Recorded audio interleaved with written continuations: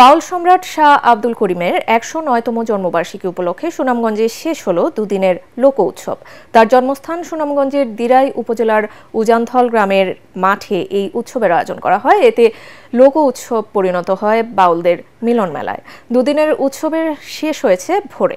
সুনামগঞ্জ প্রতিনিধি পঙ্কজদের রিপোর্ট, জানাচ্ছেন জাহিদুল আলম।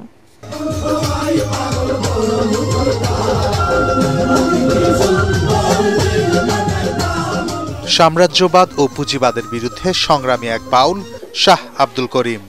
মরমী আর বিচ্ছেদের গান ছাপিয়ে যার পংক্তিতে বারবারই উঠে এসেছে এই বাংলার কিষাণ দিনমজুরের না বলা আর্তনাদ। সুর বেঁধেছেন গ্রাম বাংলার কুসংস্কার এবং বৈষম্যের বিরুদ্ধে।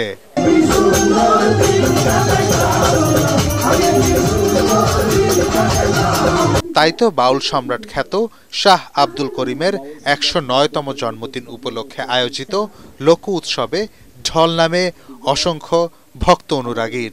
আজকে বৈষম্য বিরোধী আন্দোলন, এই বৈষম্যের বিরুদ্ধে অনেক বলেছেন। এই যে মদের দিন গেল গুলমালে, ট্যাক্সে বাঙ্গাল যারা খাঙ্গাল, লাভ হইল না বলে ওদের দিন গেল গুলমালে। উপার্জন যারা করে তারা তাকে ভাঙ্গা করে অর্ধাহার অনাহারে বাসে নয়ন জলে। গান মানুষের মনের ভিতরে জায়গা করে নেয়, হৃদয় স্থানে হৃদয় স্পর্শ করে।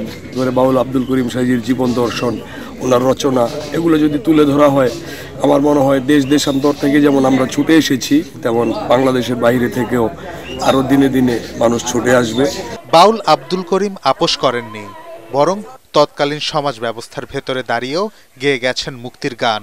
তার এই প্রতিবাদী কণ্ঠস্বর নতুন প্রজন্মের কাছে পৌঁছে দিতেই এই উৎসব বলে জানান আয়োজকরা।